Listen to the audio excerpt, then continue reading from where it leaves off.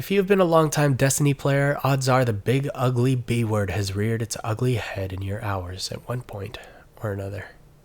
There's a lot of reasons why folks burn out. Sometimes it's a change in priorities. Other times it's due to moral conflictions. Now, those are things that I'm not going to cover in this video because these reasons pertain more so to your relationship with yourself and how you want to spend your time. In this video, we're going to be talking specifically about folks who burn out due to tilt. Now, tell me if this has ever happened to you before. You come home after a tiring day at work and you reach for your controller. You boot up your favorite console and log into your chosen pastime. The screen lights up with bright white and big bold letters. Destiny. You choose your character and your ship comes into view. You check your weekly pursuits and find that none of your vendors or favorite playlists have anything new. You switch to your inventory and you take a long, hard look at your character. Your friend sends you a party invite, so you hop in, and you guys join up in orbit. Both of you begin chatting as usual. One of you mentions something while the other checks their phone. After a while, you're both on your phones talking about something that happened in your day, or a new video from your favorite content creator. 30 minutes pass. Someone finally says it. So, what do you want to do? You both rifle through your pursuits the same way you did when you first logged on, and both of you realize that there's nothing you really want to do. You could fly somewhere and do something, but you just don't feel like you're in the mood. You eye your favorite playlist and think to yourself, maybe later. Eventually, you two log off and go to bed. You don't know what it is, but you feel like you're playing the game more so out of obligation to visit your characters, rather than to actually play the game. You feel unsatisfied as this happens again and again, sometimes with more time passing between logging on, and sometimes no one else is online to greet you. Finally, you begin to feel it.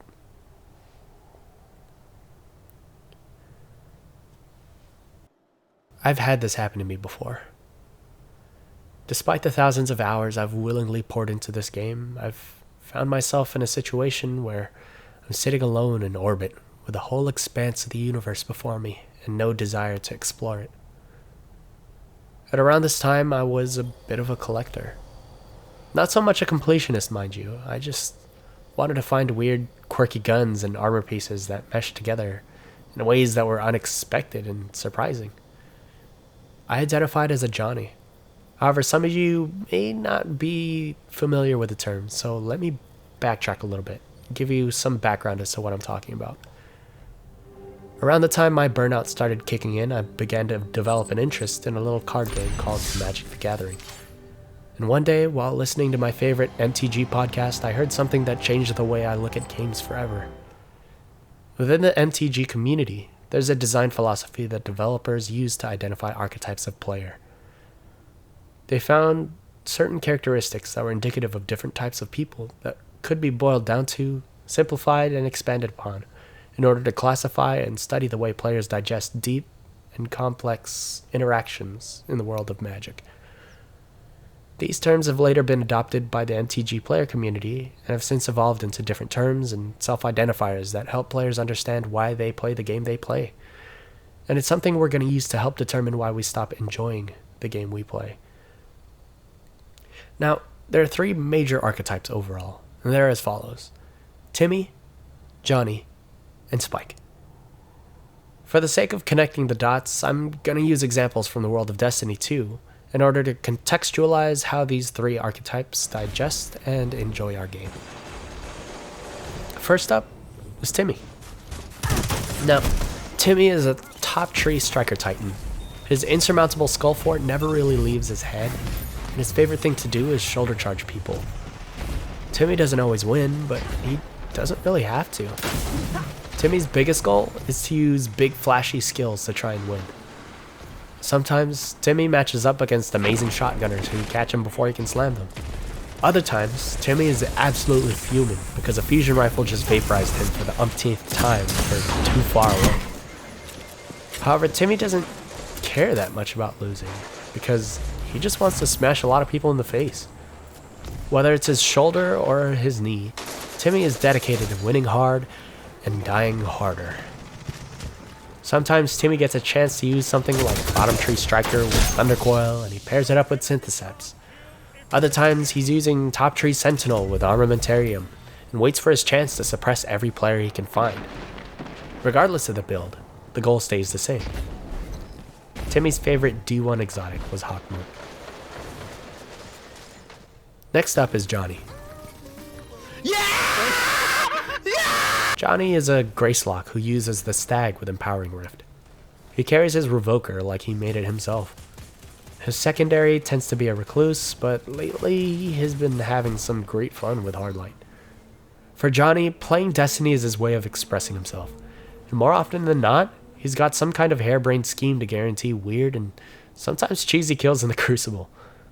Johnny doesn't really care if something is optimal. All he cares about is if his build is going to win today. And odds are, none of the things in his build are in any of the top tier players' loadouts. Every time Johnny talks to his friends about some build he figured out, his fire team thinks it sounds like some sort of get-rich-quick scheme. Johnny landed a kill around the corner once with Jack Queen King. The one from Osiris, not the new one that just came out. Johnny's still holding on to a sniper with hipfire and ricochet rounds, with freehand grip, solidly slotted as its mod. Lastly, we've got Spike. Now, Spike saw that OEM got nerfed, so he's been practicing his Nova Warp Warlock with Controverse Hold. His discipline is at 100, and he regularly switches between Mountaintop Recluse and Spare Rations Load of Wolves. His Warlock and Hunter are min-maxed, but his Titan has the most amount of kills recorded out of the lot for the past few months. Spike is waiting for the new artifact mods to come out, so he can grind them all day one and figure out how to hit 5500 glory rank before reset.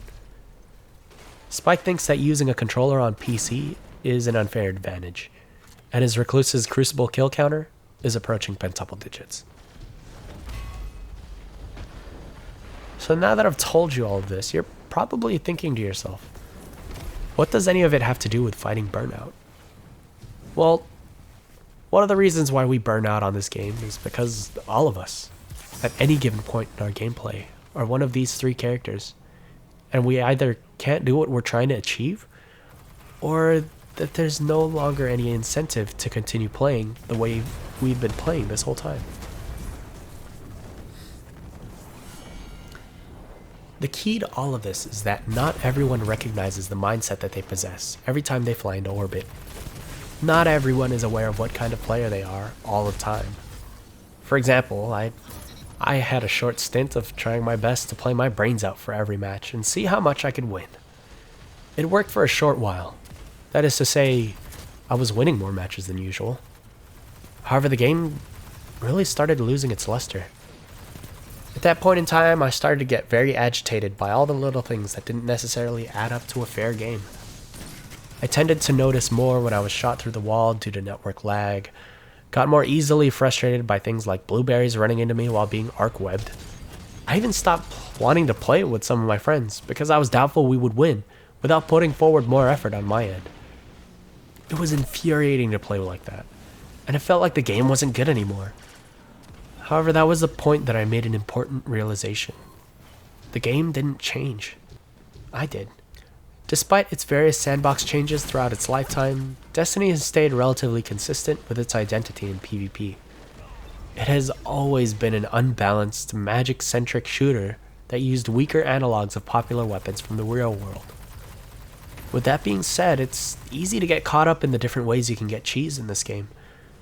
Whether it's being tracked through walls, having someone bounce a grenade launcher into your face, someone hurling flaming knives at you and only you, or simply the latency that Bungie just can't seem to shake.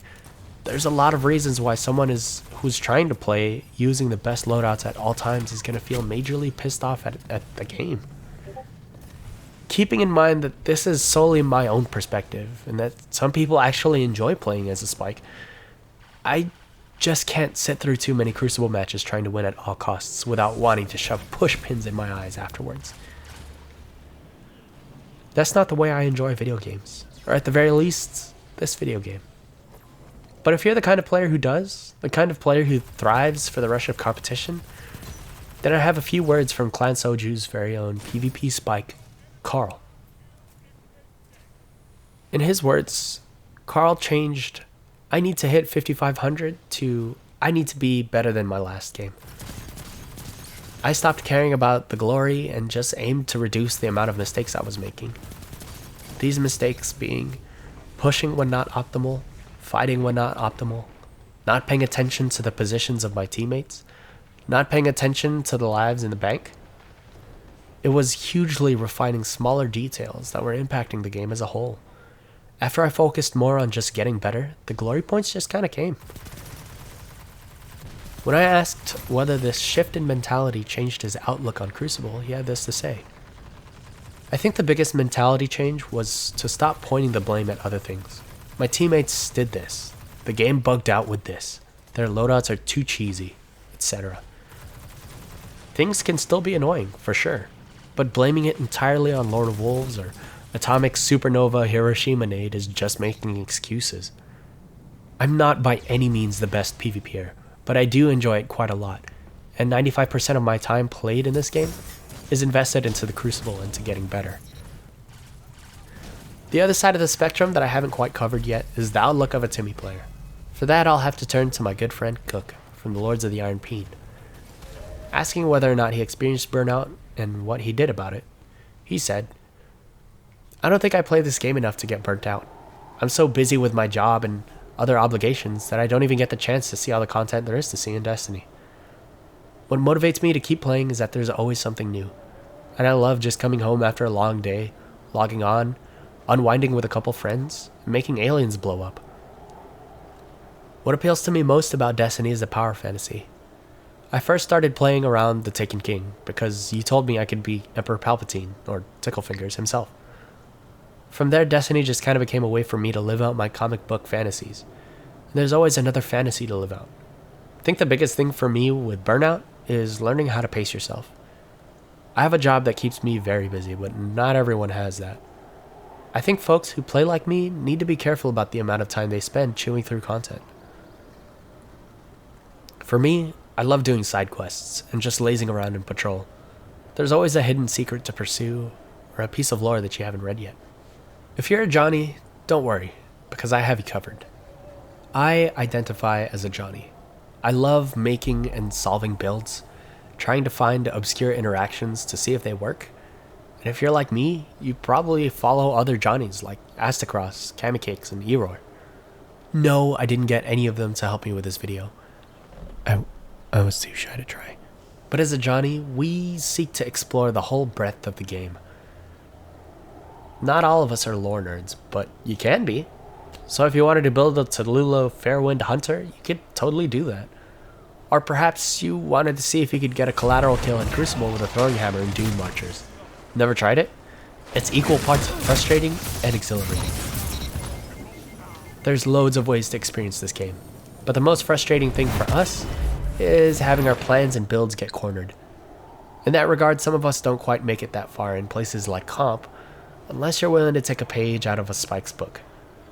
There's no shame in adapting it and changing it in order to focus more purely on gameplay mechanics and game sense.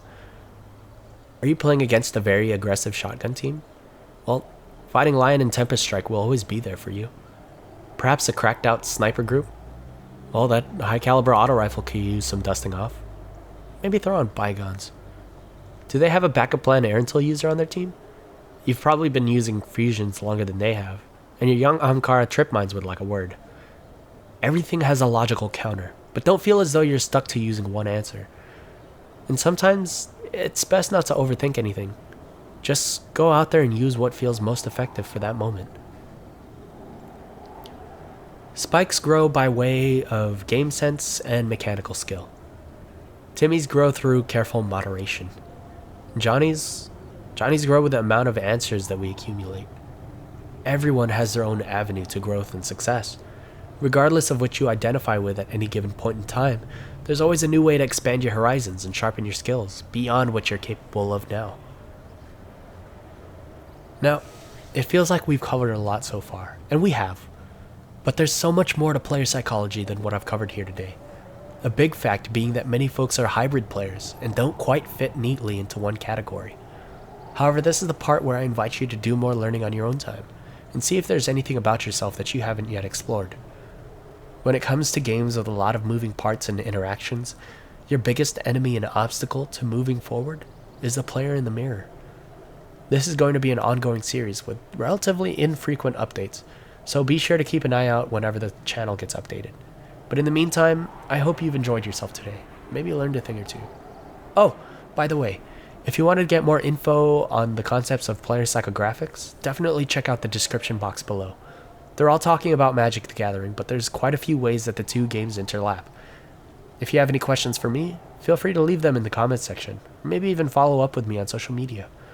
Those links will also be down below, as well as a means to drop me a couple bucks if you feel so inclined to visit the tip jar. If you liked today's video, maybe even hit subscribe. To keep up to date with future streams and videos, hit that bell button.